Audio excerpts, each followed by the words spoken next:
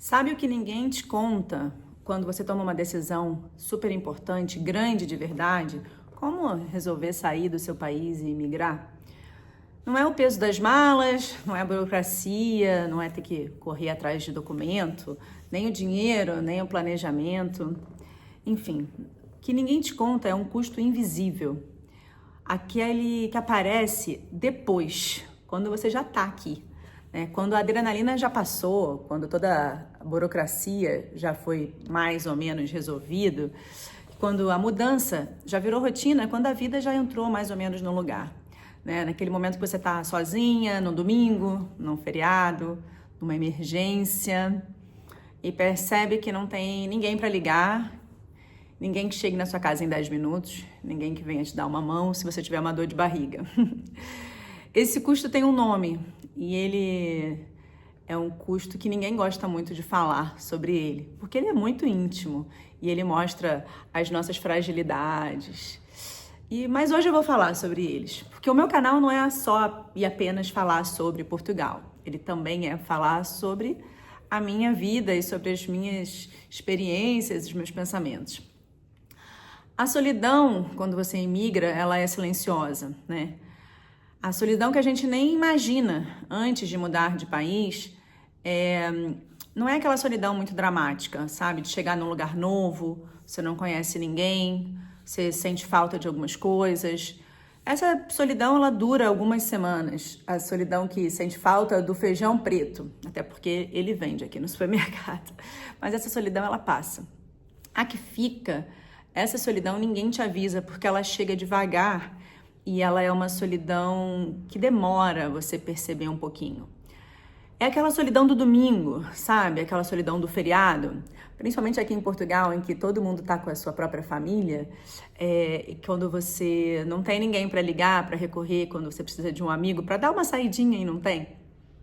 Quando você adoece, né? Principalmente quando você é mãe solo como eu e precisa de alguém que vá na farmácia comprar alguma coisa para você, porque nem todas as cidades aqui têm aplicativo, muito menos de farmácia.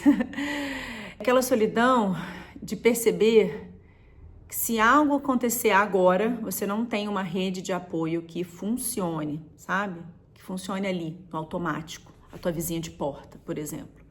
Tudo precisa ser combinado, pedido, planejado, isso se você der a sorte de ter essas pessoas perto de você, porque eu passei alguns anos sem ter essas pessoas por aqui, né? As pessoas aqui têm as vidas delas, têm o seu ciclo, têm a sua família, as amizades, o ciclo normal, né? E você chegou depois. Muitas vezes você não faz parte de grupo nenhum e nem sempre você se encaixa no grupo dos brasileiros que você vai conhecendo ao longo do tempo. O adulto, ele não faz amizade com a mesma facilidade, não é, que um adolescente, que uma criança, isso é fato. Aqui, especialmente, as pessoas são muito mais fechadas e mais formais, né? Tem aquele encontro familiar quase que semanal, visitar os avós. Então, mesmo no fim de semana, os encontros são muito limitados, porque eles priorizam muito estar com a família, ao invés dos amigos. A rede de apoio, ela não existe da mesma forma, né, e com a mesma facilidade que a gente faz no Brasil. Amiga, dá um jeitinho, fica aqui pra mim com meu filho rapidinho, porque eu preciso não sei o quê. Não, aqui tudo demora. E você não é amigo da vida daquela pessoa de muito tempo. Então, mesmo que você peça, existe ali um constrangimento, né? Uma certa vergonha em pedir, né? Porque no fundo você não quer explorar e ser chata e ser inconveniente, porque a pessoa não é a tua família, não é o teu núcleo por muito tempo. Mas você fica muito mais forte com tudo isso, com certeza. Mas você também fica muito mais alerta, né? Porque afinal você tá sozinha, então você tem que dar conta de qualquer situação que acontecer. Pensa que quando a Valentina era pequenininha, eu morria de medo de acontecer alguma coisa, de eu cair. Eu estava sempre com o telefone, sempre do meu lado. Porque qualquer emergência eu sabia, né, como me socorrer ou como pedir ajuda, tendo uma criança tão pequenininha. Hoje em dia ela já conhece o 112, já sabe mais ou menos como proceder e, é claro, já tem outra percepção aos 8, 9 anos. Sobre a família, esse é o ponto que é mais difícil de falar, não é? Porque não é exatamente uma saudade. A saudade a gente aguenta, a saudade a gente faz uma videochamada toda semana, a gente conversa, a gente manda áudio. Hoje em dia as coisas estão muito mais simples com relação a isso. Mas o meu pensamento sobre a família é pensar que a minha filha está crescendo longe da família. E família é raiz, né? E existe esse tempo que não volta, por exemplo, esse tempo da infância vivida junto com os avós, essa lembrança, né? Essas memórias que não foram construídas juntos, almoços de domingo, as festas dos primos, esses momentos que não aconteceram, né? Isso para mim é o que mais dói, sem dúvida. Mesmo assim, a gente faz esforços grandes de estar presente. Esse ano eles vêm, ano passado nós fomos 2 vezes. Enfim, a gente se esforça, mas é diferente. E sendo muito honesta, abrindo meu coração aqui, às vezes eu fico me culpando, né? Porque a mãe se culpa demais, que eu tirei a minha filha das raízes dela. Afinal, a gente não é daqui e também a gente não está vivendo lá. Eu vivi 38 anos lá, então eu me sinto carioca, eu me sinto brasileira. A Valen cresceu aqui, desde 1 ano de idade ela está aqui. Então é essa identidade meio híbrida, né? Porque nós nunca seremos completamente daqui, mesmo que saia o documento e a nacionalidade, nunca seremos portugueses de fato, né? E também já não pertencemos mais tanto ao Brasil, que é de onde saímos. Então essa mistura, sentimento, é muito difícil de lidar e de explicar, principalmente quando você é mãe solo que toma essas decisões, né? Então, ser imigrante tem esse cansaço que poucos entendem, que é, mesmo você estando integrada, mesmo você sendo respeitada, mesmo você tendo o seu próprio negócio, enfim, nunca você é daqui, você nunca pertence. Você é só mais uma, né? E o desejo dos brasileiros não estarem aqui por muitos cidadãos acaba deixando a gente chateado, não é? Porque, afinal, recebemos os portugueses muito bem há algumas décadas atrás e a maioria continua lá e tem um amor muito grande pelo Brasil e nenhum deles nunca foi desrespeitado. Custo também financeiro, não é? Porque, afinal, pesa muito ir ao Brasil toda hora. Não é assim, vamos ali ao Brasil visitar os avós. Os avós agora vêm aqui, os tios e os primos. Não, é um custo. A passagem é cara, um planejamento de meses de não ir à escola, né? Planejamento mesmo financeiro para poder fazer uma viagem para o Brasil, abrir mão de outras coisas enquanto a gente vive aqui para que a gente possa ir. Ou seja, não é fácil simplesmente ir ao Brasil quando a gente quer. Muda a relação que a gente tem com as pessoas, muda a relação que a gente tem com a nossa própria família, com os nossos tios, com os nossos primos, com quem crescemos juntos. Você não acompanha mais, você não está mais presente no dia a dia, nos aniversários, né, dos familiares, no dia das mães, quando a família se reúne, nos natais, enfim. Elas também não acompanham o seu, não acompanham a sua vida. As conversas interessantes, legais, divertidas, elas param de acontecer, né? Essa intimidade do dia a dia, do dia a dia ordinário, né? Ela vai ficando para trás. Bom, e também como não falar, não é, do calor humano. O calor humano brasileiro, acho que é único nesse planeta, que eu já viajei 52 países e eu sei bem. E esse calor humano, meu Deus, como faz falta, não é? Aquela coisa da gente virar melhor amigo de alguém enquanto a gente está na fila do supermercado. O jeito de rir alto, enfim, tocar no braço enquanto fala, chamar para casa, vai lá em casa, né? Às vezes eu vejo a minha prima que as crianças brincam no corredor do prédio, que são amigos um do outro ali de porta no apartamento, enfim, essa coisa. Tudo aqui tem que ser combinado com 2, 3 semanas, com muita formalidade, muitos pensamentos, e mesmo assim, quem sabe, ainda não pode não acontecer. Então, é diferente esse calor humano do brasileiro, né? Muitas dessas características dos brasileiros eu também estava um pouco cansada, como eu já falei em vídeos anteriores, como a falta de civilidade, educação, do pensamento coletivo, muitas vezes da educação também, no momento que aquilo vira abuso, não é? Mas eu não aguentava muito mais o sistema brasileiro do que o povo brasileiro. O povo brasileiro, sem dúvida, é incrível, é pra cima, é animado, é feliz com pouco, enfim, é sempre engraçado, enfim. Não dá para descrever o povo brasileiro em palavras. Nós, como a gente diz, a gente tem que ser estudado pela NASA.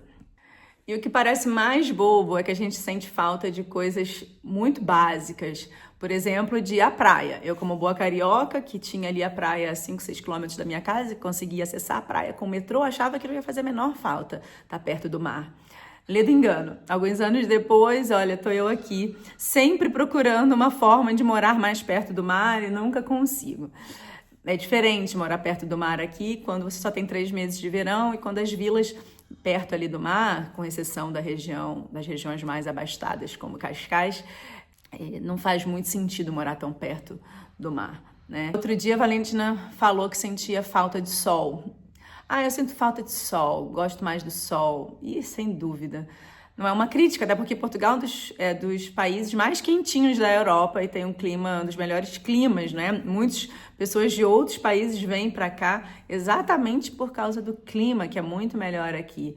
Mas, enfim, é isso. Tem coisas que fazem parte da gente e que a gente só começa a sentir falta quando a gente realmente sai, né? Também aquele julgamento, né? O julgamento que vem dos dois lados, na verdade. Quando você sai do Brasil, você é a pessoa metida besta que foi morar na Europa, e quando você chega aqui, você é o brasileiro imigrante e volta para tua terra, né? Você nunca deixa de ser estrangeira, e para o teu país e às vezes para os teus amigos, isso causa uma certa antipatia. Claro, quando você está morando na Europa, as pessoas idealizam que você está vivendo um conto de fadas, que está tudo perfeito, enfim, mas não. A verdade é que aqui a gente faz muito mais coisas que a gente nunca fez no Brasil. Por exemplo, limpar, cozinhar, a gente delega muito menos as funções. Aqui, se chega um móvel na sua casa, é claro, você tem como contratar alguém, mas na maioria das vezes você vai tentar montar um móvel, porque não é fácil achar essa mão de obra. Enfim, muitos detalhes que aqui a gente sente muita falta. A faxineira que vai uma vez por semana, que aqui quando você faz as contas, olha, por hora não é tão barato assim, eu dou um jeitinho aqui na casa. Enfim, aquele sistema, né, que a gente está há décadas vivendo, da gente simplesmente ligar e pedir uma quentinha no Rio por um preço super econômico. Aqui, por exemplo, em Orem é impossível, a gente não tem nada sendo entregue em casa de restaurante. É estranho falar isso, mas é verdade. Claro, em Lisboa e em outras cidades maiores você vai ter. No interior, ainda não. A gente tem o Burger King, um kebab, uma pizza. E mesmo assim, eu que moro ali a 6 quilômetros, tenho dificuldade em pedir. Você está pagando aqui o teu boleto em euros, você não tá. As contas chegam, os problemas chegam, as responsabilidades também, os impostos, enfim, é tudo igual, só que em euro. E sem rede de apoio, e você está longe, não tem ninguém para te ajudar. E a vida em euro é mais cara, se alguém quiser te ajudar, também é mais caro para te ajudar. Ou, enfim, é aquele sistema que você levou muito tempo para construir, que você cresceu, ele fica para trás, você realmente recomeça do zero. Tem a questão da língua, não é? Mesmo a gente falando a mesma língua base, que já é um grande privilégio, você não é a mesma língua, né? Você tem que estar sempre tentando ajustar. E mesmo que eu não me esforce tanto, algumas palavras já entram no seu vocabulário. Você pensa antes de falar banheiro, você fala casa de banho, e tantas outras palavras que já não fazem parte mais do nosso vocabulário. E tudo isso para tentar se integrar de alguma forma e ser menos julgado possível também do lado de cá. Ou seja, você sai de lá e é julgado porque agora mora na Europa, e você chega aqui e você também não pertence, também é julgado porque você também não é daqui. Isso cansa, não é um drama, não é falar mal de lado nenhum, é a realidade, né? Todo imigrante deve se sentir assim. É um esforço que existe todos os dias, não é? A minha filha outro dia chegou em casa falando: a minha coleguinha disse que eu não falo português daqui. E assim, filha, você fala o português que você se achar mais confortável. Eu vivi 38 anos no Brasil, eu falo português do Rio de Janeiro e é assim que eu gosto de falar e como eu me sinto confortável. Se eu não, nunca vou conseguir falar o português daqui como um nativo, porque simplesmente não foram 38 anos, né, falando o português brasileiro. Enfim, então é um dos custos, é um custo invisível, é um custo que muita gente não coloca na conta, mas ele tá aqui todo dia, toda hora. E sem dúvida o maior custo, que é um custo que eu já falei em outros vídeos de forma implícita, é o custo de você ter que se tornar mais forte, mais madura todos os dias para poder sustentar essa escolha e não voltar atrás na sua decisão. É ter que lembrar todos os dias o porquê que você veio, o porquê que você está aqui. Quando você olha comentários negativos em tantas postagens do Instagram, de notícias falando sobre brasileiros ou qualquer coisa do tipo, aqui, até mesmo aqui nos vídeos do YouTube, no meu vídeo do YouTube e outros vídeos que você vê por aí, sustentar por que eu estou aqui, por que eu quero permanecer aqui. Né? Ser uma mulher sozinha que aguenta essa decisão diariamente não é fácil. Também faz parte desse custo invisível de quando a gente resolve migrar. Né? E não fugir quando a coisa fica difícil, não romantizar o que deixou para trás só porque o presente também está pesado, sabe?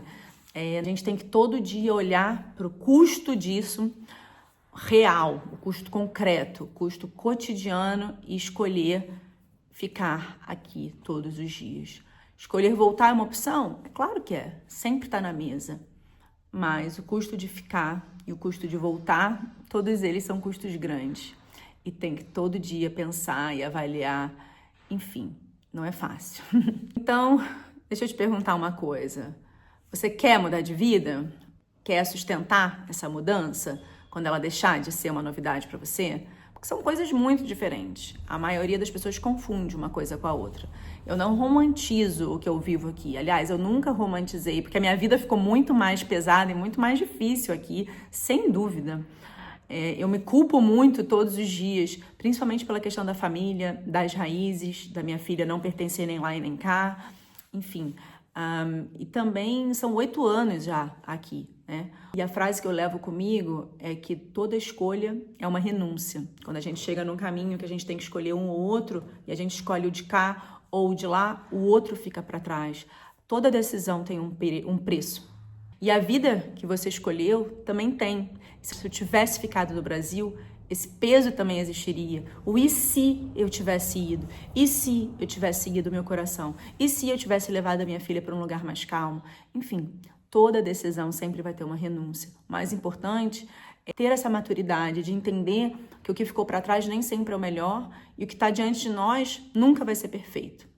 A maturidade, para mim, ela é isso. É não fingir que esse custo não existe, né? É tudo mil maravilhas e aqui a minha vida é maravilhosa, é perfeita e pintar isso no Instagram. Não, definitivamente não é assim. Mas escolher conscientemente o preço que você está disposta a pagar, isso sim é maturidade, né?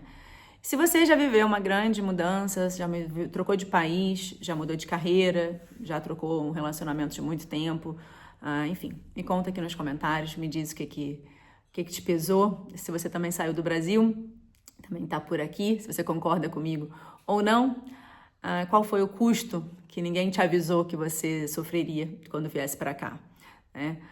Falar sobre isso não enfraquece a sua decisão, não te torna menos humano, não te torna menos brasileiro, nem menos imigrante, né? Só é bom desabafar e te torna mais maduro, mais adulto e que olha mais para dentro. Deixe seu comentário com respeito, com carinho, com empatia. Afinal, é assim que a gente deveria seguir na nossa vida e no nosso dia a dia. O meu canal é esse, o Carol em Movimento. Sou brasileira, estou aqui há 8 anos em Portugal com a minha filha. Sou mãe solo, tenho meu próprio negócio e tenho um Instagram chamado Carol no Mundo. Eu também adoro explorar e adoro estar em movimento mesmo. Me segue aqui e compartilha esse vídeo com mais pessoas. Até o próximo. Tchau, tchau.